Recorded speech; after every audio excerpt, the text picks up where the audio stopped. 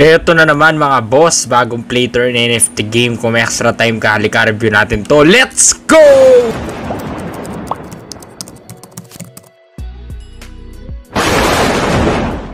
So ito na mga boss, Crypto Monkey, no? So titingnan nyo dito, yung mga NFTs dito ay pwedeng tumaas dahil may rewards. Pero siyempre, the decision is still up to you. I'm not liable with these NFT games, NFT projects. You should always do your own research mga boss. Nagre-review lang ako mga boss. Nasa inyo pa rin ang desisyon, okay?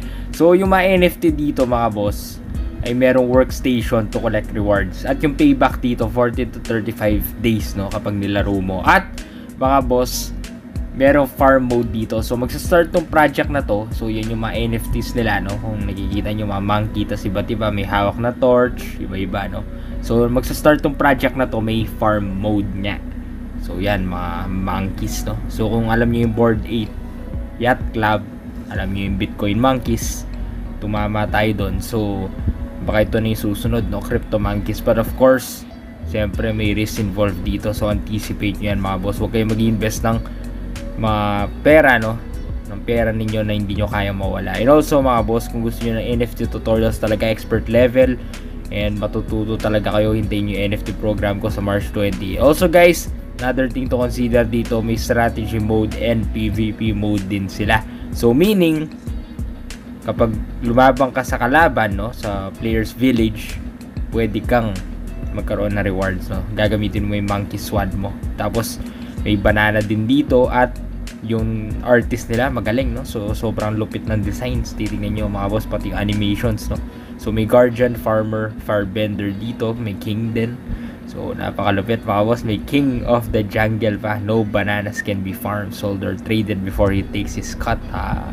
Din ang description mga boss, magaling yung copywriting, no. So may common portal, golden portal at mystical portal din dito. So yung mystical 45% rare, tas epic at legendary 19%, grabe. So yan yung price mga boss, common 500, golden 750 at yung mythical 1250. So yan yung how to play guys. Buy banana, so you can buy monkey ready, tas mag farm na kayo. Tapos pwede nyo rin i-sell sa marketplace, sa PancakeSwap, or mag-stake to earn kayo. Meaning, in layman's term, stake to earn, de-deposit mo, kikita ka. So, parang time deposit siya, no? So, yan yung roadmap, very detailed din. So, yung pinakahuli, Metaverse guys, oh. So, magkakaroon din sila ng sponsor and also global game server setup and CX listing. So, yun yung store nila. Guys, magkakaroon din ng mga t-shirts to, no? Sa lahat ng interested bumili, no, na merch nila. So, yun yung partners nila. And also, they have docs developers. As you can see here, I just want to to clarify na wala talaga yung social medias nila, pero docs naman, at least nakapakita yung mukha nila, pati yung designers nila, no, pati yung backend developers nila, which is good, no. So ito yung white paper nila mga boss, no. As you can see, it's very detailed as well. So Metaverse na ngayon gagawin dito na exclusive NFT. So at walang NFT limit per wallet dito. So sa lahat ng mga whitelist, no, gusto mga whitelist, siyempre mas makakamura kayo compared dun sa nag-public na, no, kapag nasa public price na siya, no. Also mga boss, another thing to consider, may breeding system din dito. So pwede kayo mag-breed, mag-upgrade, may strategy mode din. Tapos yung P2E nito, yung play to earn, sa April malalunch, no. Pero ngayon whitelist na. So I will choose sa lahat ng mga interested dito, no. Pipili ako ng mga whitelist at makakapasok ng mas mura, no. No, so guys, I want you to do your own research talaga, pag-aralan nyo, kasi talagang gusto ko sa inyo mismo manggaling decision. I'm not liable, no mga boss, ulitin ko. So yung mga portals dito, kung bibili kayo, no, alamin nyo muna yung portals, kung common, kung epic ba yung kukunin ninyo, ano mas gusto nyo, ano mas priority nyo, legendary agad, common agad, rare, or epic lang.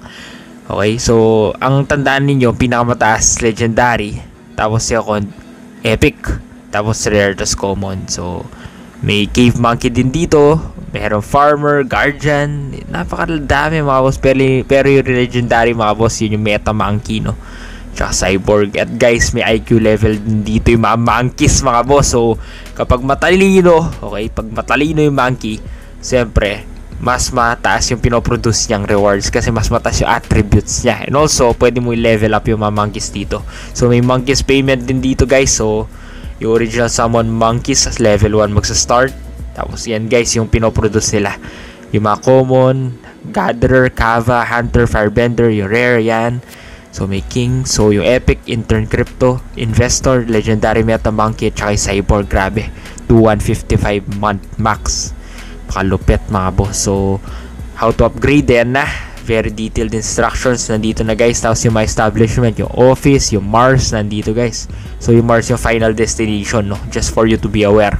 So nagle-level din yung nagle-level up din yung mga establishment dito. So tumataas yung rewards, humihirap din, no. So guys, yan yung breed combos, no. Kailangan tutukan nyo yan sa lahat na mga interested mag-breed.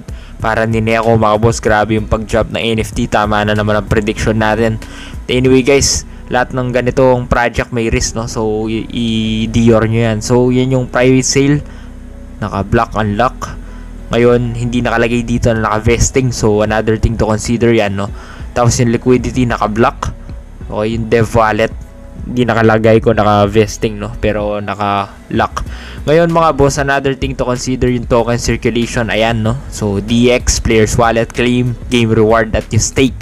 So napapaikot na maayos yung token, which in turn tatagal yung sustainability niya, no. So masusustain siya for the long term. So yun yung roadmap, very detailed. So you can see CX listing, marketing, mobile game development, metaverse, nandiyan na lahat guys. So yun yung team nila, in description ng mga picture nila kanina, pero wala social media profile. So another thing to consider guys. So yun yung social media channels nila mga boss. For those who are interested, make sure you follow them now.